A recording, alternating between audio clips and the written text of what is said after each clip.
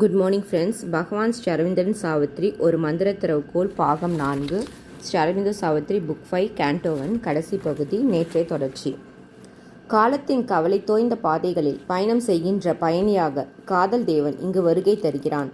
அவன் நித்தியத்தன்மை பொருந்தியவனாக இருந்தபோதும் மரணம் விதி என்னும் நுணுக்கத்தடிக்கும் கீழ் கிடந்த உழல்பவனாக இருக்கிறான். உலகியல் இன்பத் துன்பங்களில் மூழ்கி தன்னை முற்றிலுமாக இழக்கின்ற தியாகியாக அவன் விளங்குகிறான். பறந்து விரிந்தாக காட்சியளிக்கும் பண்படுத்தப்படாத அந்த நிலத்தில் காதல் தேவன் சாவித்திரியை சந்திக்கிறான் என்று கூறி பகவான் இந்த பகுதியை நிறைவு செய்கிறார்.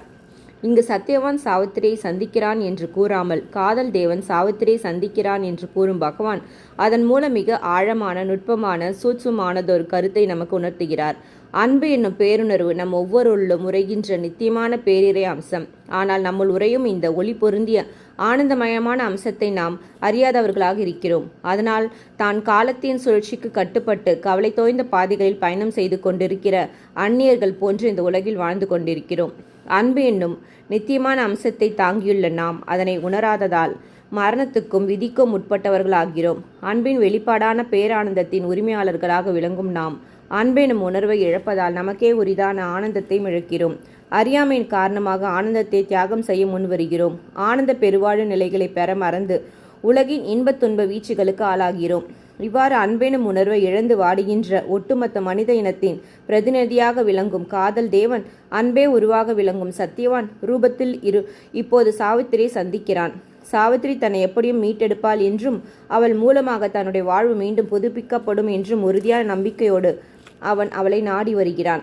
அன்புமயமான பேரினிடமிருந்து தோன்றிய நாம் அன்புமானவர்களாக தானே இருக்க முடியும். ஆனால் நம்முடைய அன்பானது இப்போது சுயநலம் பிடிக்குள் சிக்கி தவிக்கிறது. காலத்தின் பிடிகளுக்குள் சிக்கி தடுமாறுகிறது.